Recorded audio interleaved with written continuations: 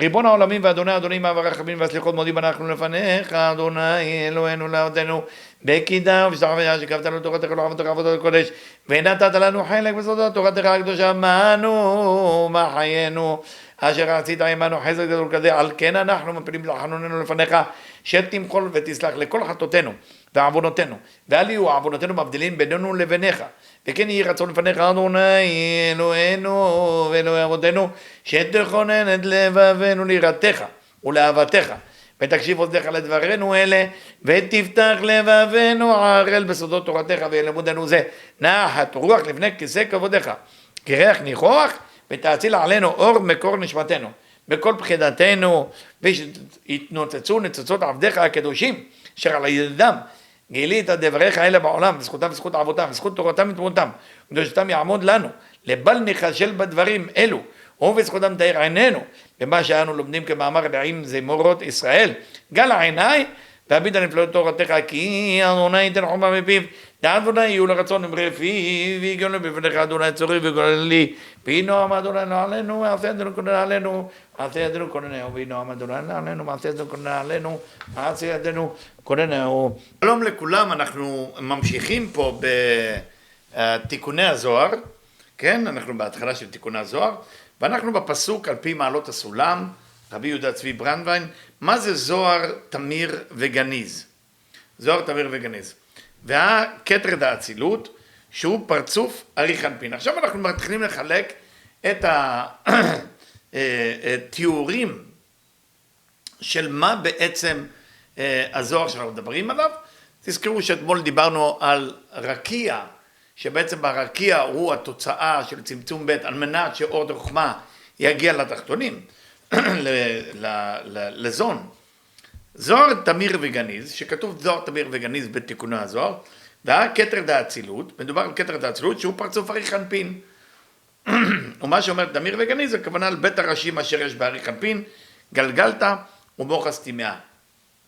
למה אומרים בית הראשים, או למה אומרים זוהר תמיר וגניז? תמיר וגניז. מדובר פה על שתי ראשים, תמיר וגניז. מה זה תמיר וגניז? אז מדובר פה שבאריך אנפין יש לנו שני ראשים, גלגלתא ומוחא סטימאה. שהראש האחד שהוא גלגלתא הוא תמיר ונעלם. למה הוא תמיר ונעלם? להיות קרוב לרשע דלא התיידע. הוא קרוב למה שנקרא מלכות דאדם קדמון, או עתיקה, כי זה באותו מקום, וזה נקרא רשע דלא התיידע, הראש הלא ידוע, או אם תרצו, אבן מה עשו הבונים הייתה לראש פינה, והוא בשליטת חסדים כמו רדלה. ושם הכל בשליטת חסדים כמו שרדלה נמצא, ולכן הוא תמיר. אז מה זה גניז? לכן נקרא תמיר. והראש הבית שהוא מוחא סטימאה נקרא גניז. הראש השני של אריך אנפין נקרא גניז. כמי שיש לו אוצר גנוז וחתום, שלא להשתמש בו, אבל לא משתמשים בזה. למה? רק לעתים רחוקות לצורך גדול לוקח משהו מן האוצר. לפעמים כשאדם צריך משהו מן האוצר, הוא לוקח, ולכן נקרא זה גנוז. גנזה, גנזים. כך היא חוכמה סתימה, ככה זה חוכמה סתימה.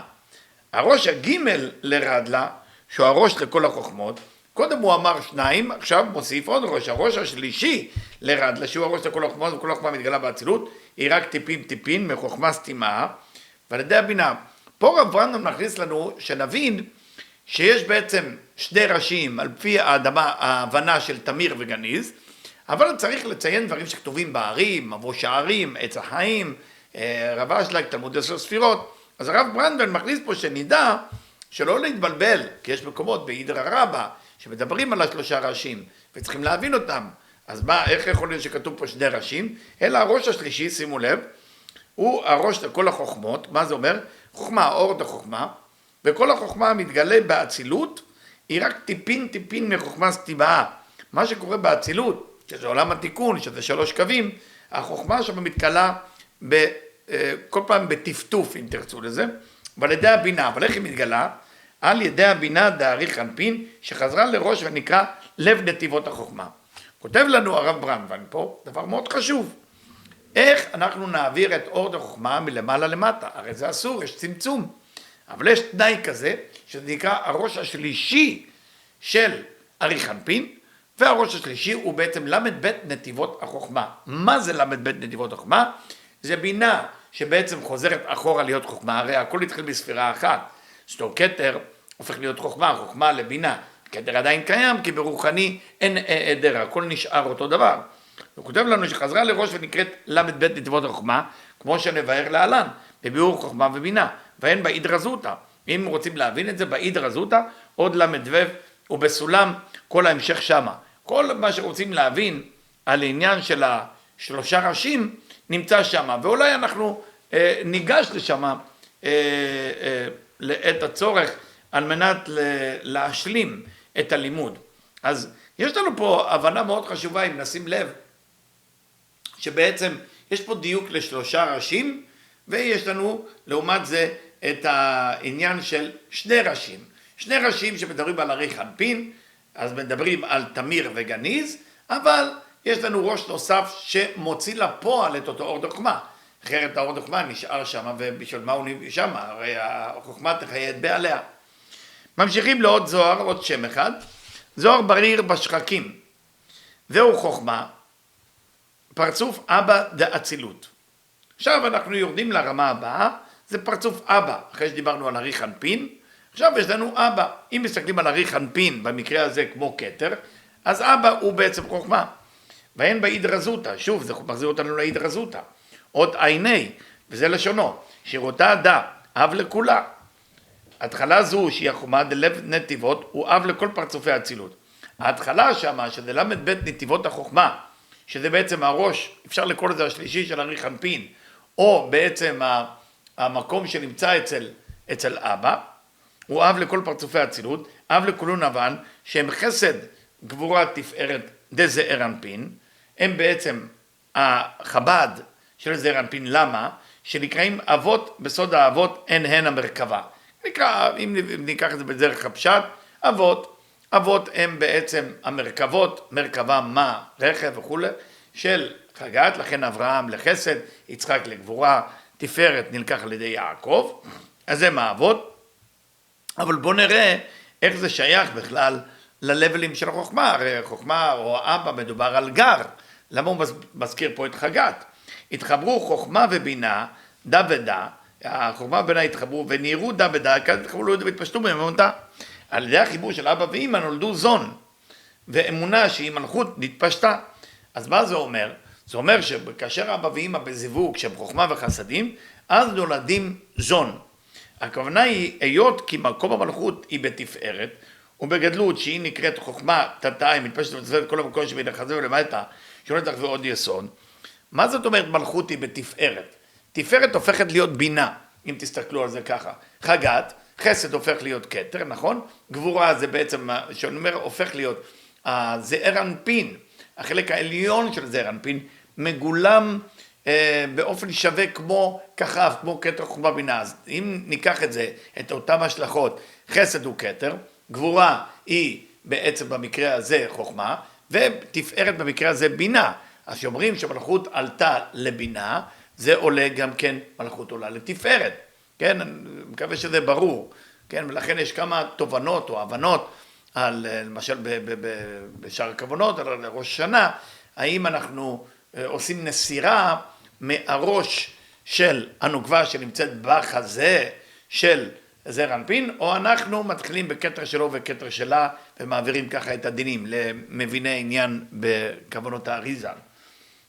אז פה הוא כותב לנו, רב ברנדווין, הרי המלכות יכולה להיקראות חוכמת התא. למה קוראים לה חוכמת התא? בסופו של דבר כל האור דחוכמה, כל הסיפור הזה של אור דחוכמה אמור להגיע בסופו של דבר למי? למלכות. זה למה, זה כל מטרתו של אור דחוכמה. אבל בצורה הנכונה, לא בצורה של אסור לנו, מה שאסרו לנו בצמצום א', אנחנו דוחים את זה. ודרך זה מגלים אור חוזר, ודרך האור החוזר הזה אנחנו יכולים לקבל את אותו מילוי. אז הוא כותב לנו בגדלות שהיא נקראת חוכמת התא, היא מתפשטת. יש לנו קטנות וגדלות. מה זה קטנות? כאשר המלכות עולה לבינה. אז יש לנו קומה קצרה, אבל בינה יכולה להיקרא גם כן תפארת. אז בשביל זה הוא כותב פה, כי מקום המלכות הוא בתפארת. ובגדלות שהיא נקראת חוכמת התא, היא מתפשטת תופסת את כל המקום שבין החזה ולמטה, שהוא נצח עוד יסוד. ויונקת מהם, כמו שנאמר בסוף האידרא זוטא. מטרונית עליו מדבר חי לבקרת לתת להם דינון נצח עוד יסוד. ונצח עוד נקראים שחקים. אז קוראים לזה שחקים, לנצח ועוד. למה קוראים לזה שחקים? ששוחקים מן לצדיקים. זה כמו, טוחנים את זה, כמו מכונת קפה. ששוחקים מן, מה זה מים נוקבים? מה זה מים נוקבים? שהאדם לומד תורה, מצוות ומעשים טובים לשמה, לא בשביל עצמו, מעלה את זה תמיד למעלה. זה מים נוקבים, מים של הנקבה, מלמטה למעלה, לא מים דוחרים כמו גשם, שזה מלמעלה למטה, אלא מים נוקבים, מלמטה למעלה. היינו יסוד. מה זה מן לצדיקים? צדיק יסוד העולם, מדובר על ספירת היסוד, ודרך זה אנחנו מעלים את זה. ולכן נקרא חוכמה זוהר בעיר בשחקים. לכן קוראים לחוכמה הזה זוהר בעיר בשחקים. מה זה בעיר בשחקים? זה לא רק מהבהירות שלו, אלא תשימו לב למילה שחקים, מהמילה לשקוק, שוחק מן לצדיקים, אשר הוא מאיר ומתגלה במלכות על ידי נצח עוד שנקראים שחקים. עד למחר, אנחנו נמשיך בפעם הבאה. תודה רבה שהקשבתם, אנחנו נמשיך בקרוב. תודה רבה.